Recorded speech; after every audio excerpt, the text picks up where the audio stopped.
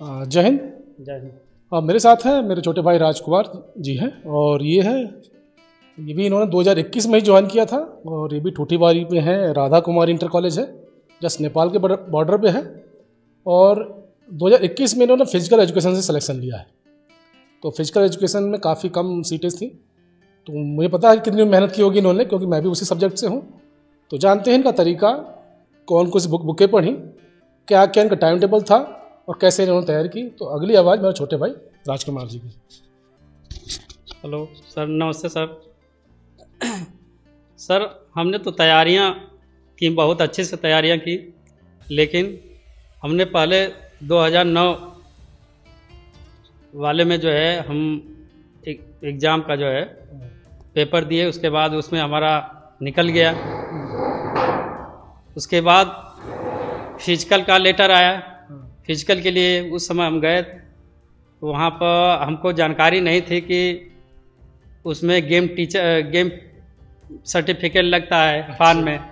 तो वहाँ पे जब हम फिजिकल के लिए गए, तब तक अधिकारी लोग बैठे थे। तब तक अधिकारी हमको बुलाए सामने, कहें बेटा ये आप फॉर्म भरे हैं? सर हम ही तो भरे हैं। सर इसमें बेटे इसमें तो गेम सर्टिफिकेट नहीं है। सर हमको तो मालूम नहीं था कि गेम सर्टिफिकेट लगता है।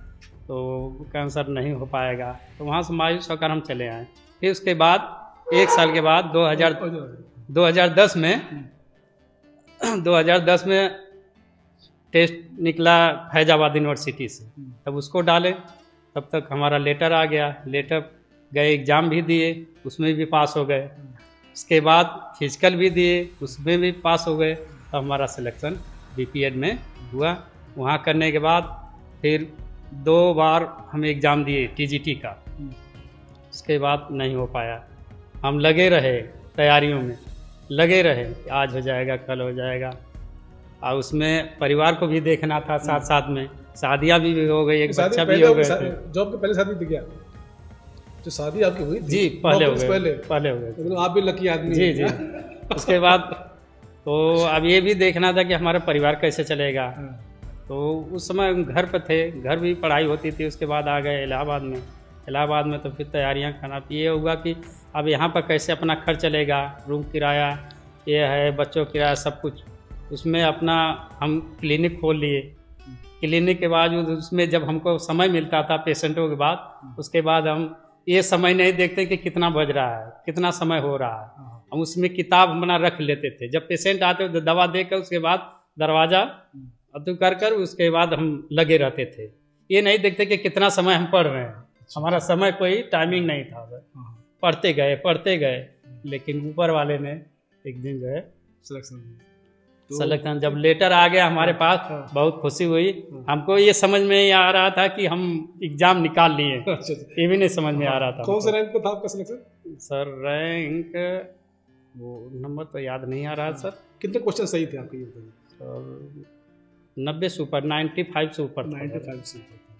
तो ये सबसे बड़ी बात है मेहनत की इनकी, कि क्लिनिक पे जॉब करते हुए भी इन्होंने अपना टाइम पढ़ाई के लिए प्रॉपर निकाला है, और पढ़ाई पे ही मरीज को देखने के साथ साथ इन्होंने पढ़ाई की। ये सबसे बड़ी बात है। कुछ बुकें बताएंगे क्या? कुछ बुकें में सर हम एक ज्ञानोदय के जो है गाइड रहती थी। देखिए फोन आ रहा है आपका फोन में।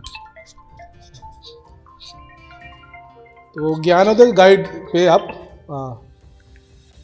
उसके बाद किताब थी हमारे पास डॉक्टर संतोष कुमार यादव का, और एक था डॉक्टर हरिश्चंद्र यादव। अच्छा। यही पुस्तक से जो है, और गाइडें तमाम हमारे पास थी, उसी से तैयारियां करते गए।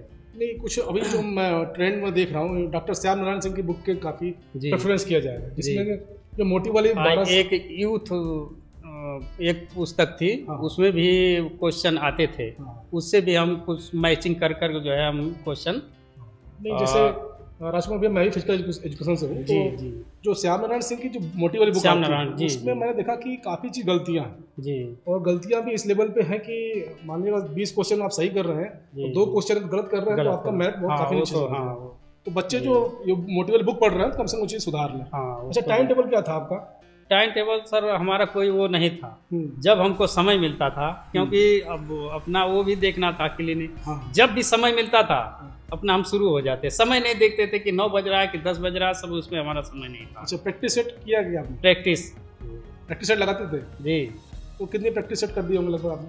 प्रैक्टिस में सर ये नहीं 40 45 50 ऐसे पेशेंट हम देखते थे। नहीं, जैसे वो फिजिकल जो प्रैक्टिस सेट आते हैं जी, क्वेश्चन पेपर जी, वो करते थे क्या आप? जी क्वेश्चन करते थे। पहले उसको क्वेश्चन का हम लिख लेते थे। अच्छा। लिख लेते, जहाँ पर हम बैठते थे वहीं पर अपना ऐसे किसी चीज पे किताबें कॉपी पर रख कर उसको रख लेते थे। अच्छा। रख कर ध्यान उसी तरह रहता है, जब पेशेंट देखते थे ऐसे देख लेते थे। अच्छा। याद है कि नहीं, वो सही याद है कि नहीं। अच्छा। ऐसे करते करते दिमाग ऑटोमेटिक जो है हमारा। नहीं, जैसे फिजिकल एजुकेशन में आधी जो फिजियोलॉजी है, जी, एनाटॉमी है, एनाटॉमी ज्यादा वो है। तो डॉक्टर लाइन से ही है। एनाटॉमी हमको बहुत ज्यादा उसमें क्वेश्चन जो है आपको तो हो गया था। एनाटॉमी सही मिल जाएगा, आपको फिजियोलॉजी मिल जाएगा, स्पोर्ट्स इंजरी से मिल जाएगा और बायोमैग्नेटिक्स से मिल जाएगा।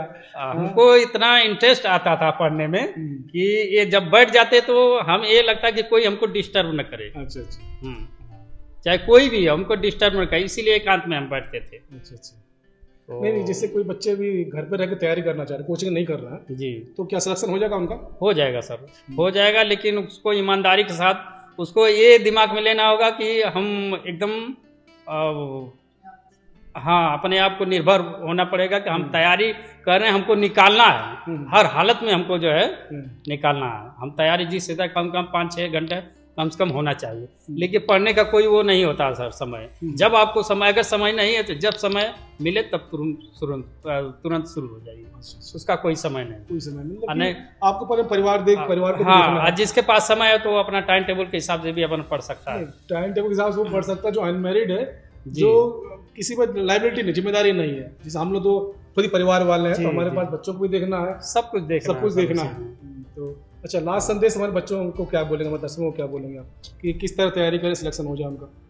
सर वो बिना तैयारी किए कुछ नहीं हो सकता है, वो लगना पड़ेगा। जैसे हम अभी टेस्ट दिए हैं, अभी फार्म भरा गया है टीजीटी का, जो लड़के हैं अब सिलेक्शन के लिए, जो अब उनको ये दिमाग में है कि हम तैयारी किए, 2-4 महीने किए, उसके बाद शांत हो गए, अरे जब एग्जाम आएगा तो फिर तैयारी। लेकिन ऐसा कुछ नहीं है, आप लगे रहिए, बस उसमें एकदम लगना है कि अब किसी तरह हमको नौकरी ले लेना, कहीं से न कहीं से उसको हमको लेना है, बस ये दिमाग में बैठा। अच्छा, लास्ट क्वेश्चन ये है कि आप इस नौकरी से संतुष्ट हैं? बहुत संतुष्ट है सर। अच्छा, बहुत संतुष्ट है, पेमेंट से भी संतुष्ट है। सारा मोटिवेशन तो पेमेंट का है। हमको एंजॉय भी आता है इसमें, कोई तरह का हमको परेशानी न, विद्यालय से लेकर हर तरह। हम राधा कुमारी इंटर कॉलेज में हैं इसमें, अब कोई तरह वहाँ के टीचर भी अच्छे हैं लोग, फुल मिलकर। आपका नंबर मैं यूट्यूब डाल दूँ, बच्चे संपर्क करना चाहें आपसे तो? जी, कोई दिक्कत नहीं सर। तो ये थे हमारे छोटे भाई राजकुमार जी। तो मेरा कहने का मतलब यही है कि आप लोग तैयारी करिए, और तैयारी करेंगे, ये भी बिना कोचिंग के ही इन्होंने तैयारी की है, और कोचिंग केवल एक मार्गदर्शन काम कर सकती है। सर कोचिंग भी है तो कम से कम कोचिंग में आपको लगना पड़ेगा। ये नहीं कि आप गए क्लास किए, कोचिंग किए, उसके बाद यहाँ आकर एकदम घूमना शुरू कर दीजिए, उस पर फिर ध्यान मत दीजिए, तो वो कोचिंग नहीं है सर।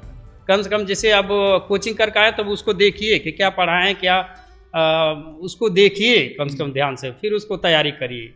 उसको रिपीट तो करना पड़ेगा आपको, ये नहीं कि आप कोचिंग कर लिए उसके बाद। तो मेरा यही मानना है कि केवल एक ही मूल मंत्र काम करेगा, आपको हर हाल में, हर काल में सफलता आपको लेनी है। और हमारे साथ थे हमारे छोटे भाई राजकुमार जी। सर यही मन में बना ले, जो भी बच्चा मन में बना ले कि हमको किसी तरह नौकरी को लेना है, बस पकड़ना, कि वो समझिए कि नौकरी आपके सामने से जा रही है, किसी तरह उसको पकड़िए। लेकिन जब तक सर आपकी तैयारी नहीं होगी तब तक कुछ आप कर नहीं सकते। और सबसे बड़ा कॉमन चीज़ है कि पड़ोसी ज़्यादा दिक्कत में होते देखता हूँ कि जब तक सिलेक्शन नहीं हुआ तो पड़ोसी को ज़्यादा कष्ट होता है। सर बहुत कष्ट होता है, वो तो ज़्यादा परेशान है, कहीं इनका निकल न जाए, हो सकता है कहीं सिलेक्शन न पाया जाए, हो सकता है कि बहुत आगे हो जाएंगे सर। वो तो हमेशा रहता है, बेटी आपको हमेशा वो तैयार रहता है। उसको दिमाग में रखना है कि नहीं रखना है, उससे कोई मतलब नहीं सर। आप अपना काम करिए, आप जो कर्म है वो करिए, आप किसी के बारे में मत सोचिए क्या अगला कर रहा है, उससे मतलब नहीं। चलिए, ये थे हमारे छोटे भाई, और मेरा यही कहने का है कि हर हाल में, हर काल में सफलता आपके पास है। इसके साथ ही जय हिंद, जय भारत, खुश रहिए, स्वस्थ रहिए, मस्त।